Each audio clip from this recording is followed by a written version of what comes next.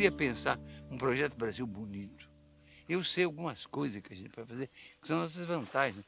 Um projeto Brasil utópico, de uma civilização mestiça e tropical, que vai espantar o mundo por sua beleza, por sua cordialidade, por sua alegria. Como é que vão fazer isso?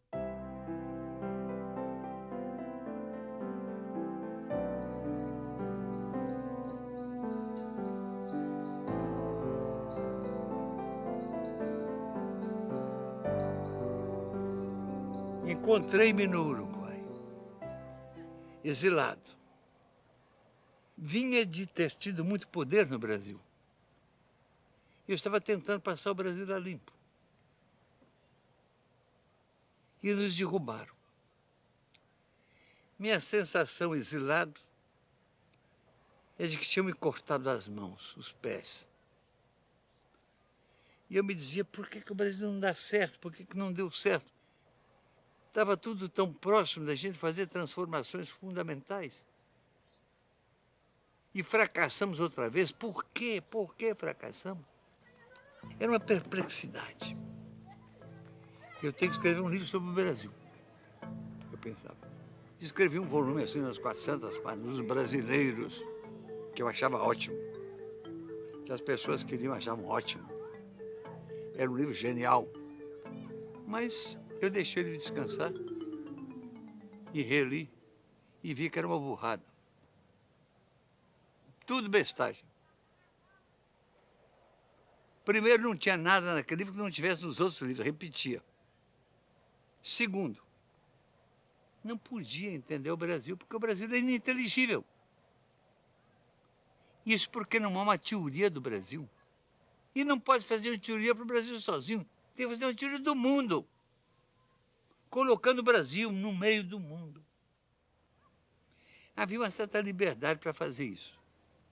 Eu era marxista, não ortodoxo, ignorante. Eu queria ser herdeiro do Marx. Retomar a coragem que ele tinha de olhar para as coisas, de encarar as coisas e ver e falar. Não as palavras dele. Quando eu acabei o processo civilizatório, foi publicado, eu vi que ele dava uma teoria geral do mundo. Pela primeira vez tinha uma explicação da Ibéria. Mas essa teoria geral do mundo era muito abstrata. Ela servia para valorizar as civilizações não valorizadas, não compreendidas antes, e nos tornava explicáveis. Nós éramos uma extensão paranoica, salvacionista, de Portugal e da Ibéria, que tinha expulsado os árabes e os judeus e continuaram como uma cruzada.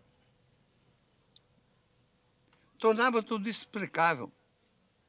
E o Brasil inteligível naquele plano.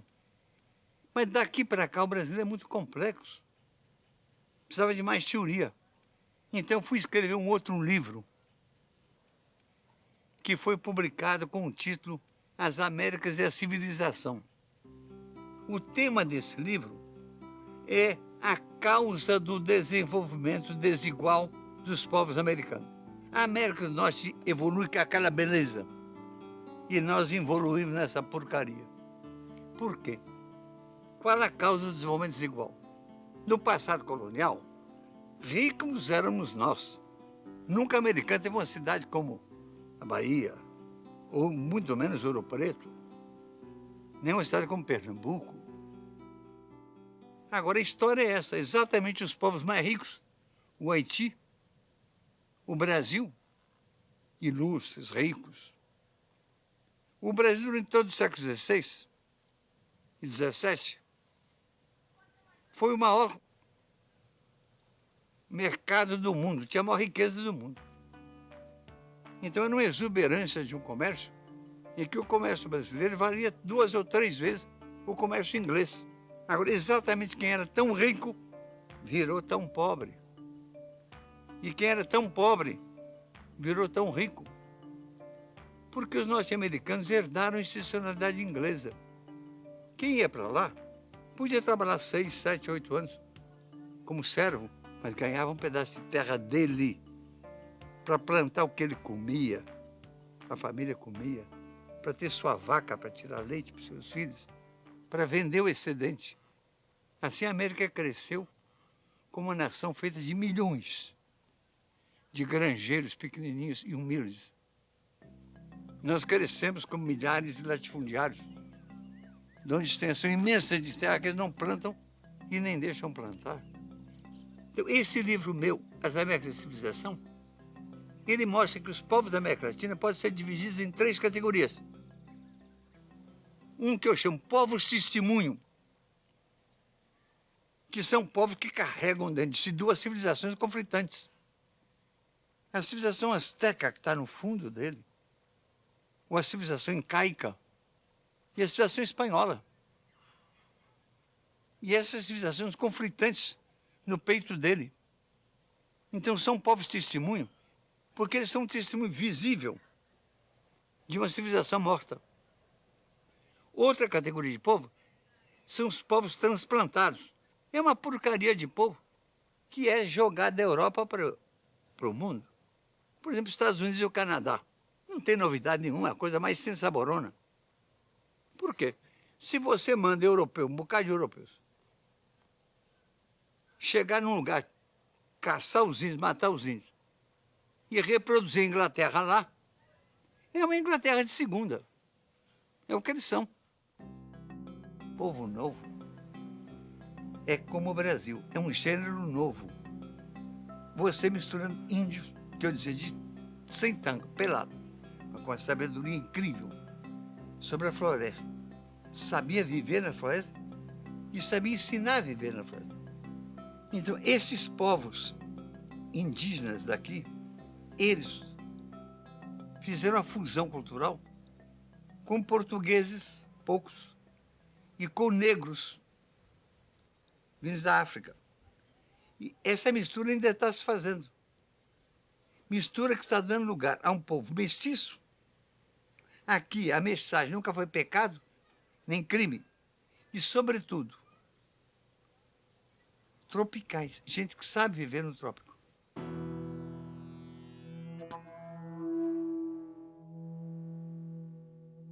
Na minha série de estudos de antropologia da civilização, há um volume mais, Os Índios e a Civilização.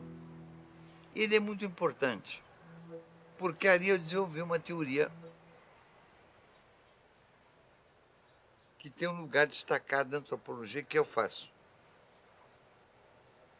Se chama transfiguração étnica, que estuda o processo pelo qual nascem, se alteram e morrem os povos. A coisa mais importante que essa? É claro que você pode estudar a população dos indígenas, pelo valor que ela tem em si, como testemunho de uma variante do fenômeno humano, uma outra cara do homem, das milhares de caras que havia e que os europeus, na sua brutalidade expansiva, mataram. Restam, ou restaram milagrosamente, algumas caras do homem. Então tem muito valor documentar aquilo. Mas valor maior é documentar para saber como se fazem os povos. Chegam os tantos europeus aqui e, por um processo que nós vamos discutir, muito complexo, desindianizam os índios, desafricanizam os negros, ilusitanizam, latinizam, romanizam esse povão todo, muito maior do que Portugal. Portugal é uma porcaria com 1 milhão de habitantes. Isso aqui rapidamente é muito mais. 10, 20, 30, 50, 100 milhões. Esse processo de transfiguração de povos, em que um povo deixa de ter sua cara e passa a ter outro, é das coisas mais importantes que você pode fazer, é estudar esse processo. E o livro meu, Os Índios da Civilização, estuda o drama tremendo de povos tribais que são assaltados por europeus que chegam e são desfeitos, e são refeitos. Antes do meu estudo, se acreditava que os índios iam ficando civilizados, e um belo dia, que era uma aldeia indígena, passava-se uma vila, Historiadores que até publicaram listas de aldeias indígenas, de povos indígenas, que se converteram depois em vilas, em vários lugares do Brasil. Tudo mentira, nunca houve isso. Cada povo indígena morreu ali, mantendo sua cara, sua língua, seu jeito. A única forma de você desfazer os povos indígenas é quebrando sua continuidade.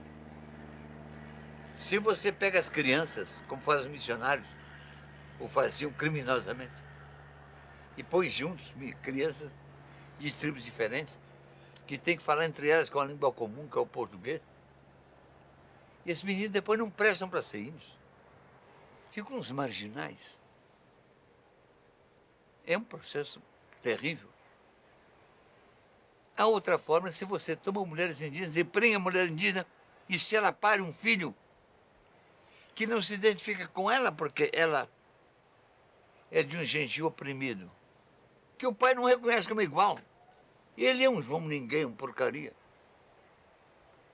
E esse está desfeito. O índio nele está morto. O português nele não nasceu. Ele já é outra coisa. Mas esse meu livrozinho da civilização, ele dá uma virada na antropologia e na história brasileira, porque mostra que os índios ou são destruídos, ou milagrosamente se conservam por séculos, mantendo sua cara, sua língua, sua religião, seus hábitos.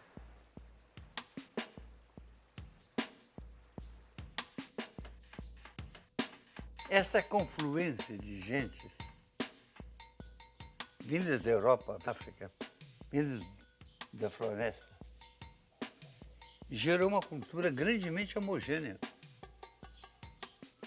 Uma cultura em que o fundamental era, enquanto civilização nos trópicos.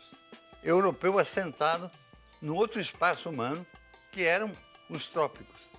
Mas é claro que essa cultura tão homogênea, tropical, teve que se adaptar a contingências diversas. Por exemplo, a contingências ecológicas. A Amazônia é totalmente diferente do Sul, que é totalmente diferente do Nordeste. Então, para cada região, houve uma variante cultural. Assim, é que o que caracteriza o Brasil é, de um lado, o milagre de ser uma nação unificada. Havendo tantas diferenças, deviam ser várias nações. Como se explica que nesse território imenso tem uma nação só, e num território muito menor que o que nós somos, só hispano-americano tem umas 20. Muitos fatores contribuíram para isso. O fator fundamental para isso foi uma vontade portuguesa terrível. Um português que por 1000 anos ficou resistindo à Espanha, com medo de ser absorvido, como todos foram.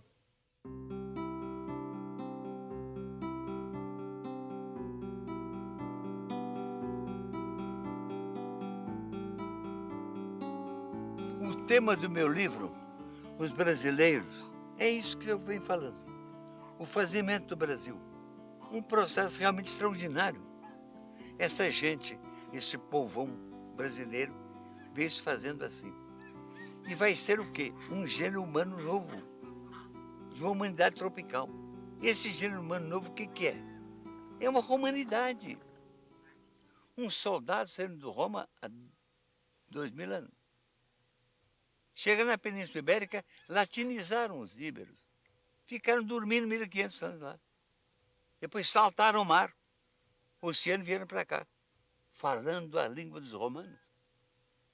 E aqui, essa língua dos romanos se expandiu por esse povo que é de 160 milhões. É o maior dos povos latinos. É mais que França, somada com Itália, com Portugal, com Espanha, com România.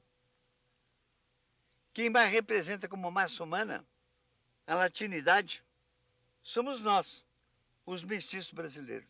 Nesse sentido, nós somos a nova Roma. Uma Roma que o mundo vai ver, espantado, no momento que realizar a nossa potencialidade. Tantas.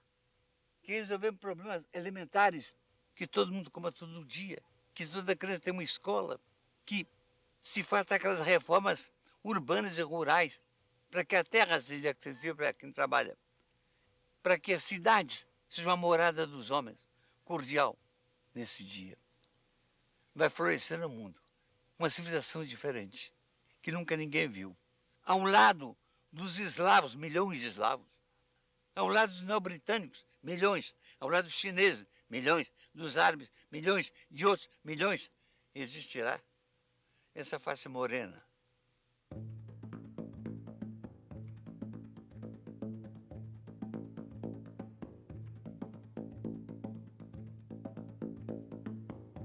Eu penso e digo sempre que o Brasil nasceu e cresceu sob o signo da utopia. E eu creio que isso começou da primeira hora aqui. O europeu, quando chegou aqui, não só se encantou com a beleza da mulher indígena, mas com a beleza da natureza. Américo Vespúcio veio ao Brasil, ao Rio de Janeiro, em 1501. E ele escreve uma carta para o Papa, que é uma beleza, em que Américo Vespúcio disse: tantas árvores florindo, tantos pássaros canoros, tantas flores, tanto verde. E pergunta o Papa o quê? Colombo já tinha perguntado: Senhor, a terra encontrada não será o paraíso perdido de Adão e Eva? Nós estamos achando que é. Porque nesse tempo do ano, tanto verde, tanta flor, tanto amor, esse povo tão inocente. E o Papa achou verossímil, mandou uns teólogos estudarem. E os teólogos acharam que bem podia ser. Agora vejam essa ideia de que o Brasil é o paraíso perdido. É um utopismo, uma utopia intrínseca na natureza, que nós viemos destruindo tão brutalmente. Milhares e milhares e milhares de quilômetros de floresta derrubada para plantar capim.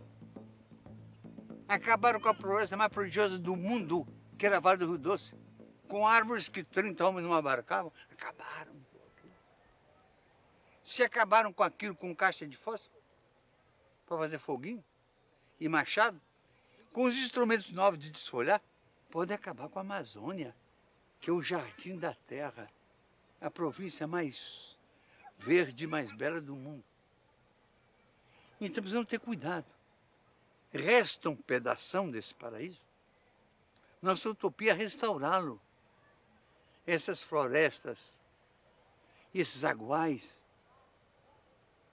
Fazer de Brasil outra vez aquilo com que ele foi visto, o paraíso perdido. É para isso. É preciso que esse paraíso seja primeiro paraíso para o seu povo. Somos nós que temos que fazer.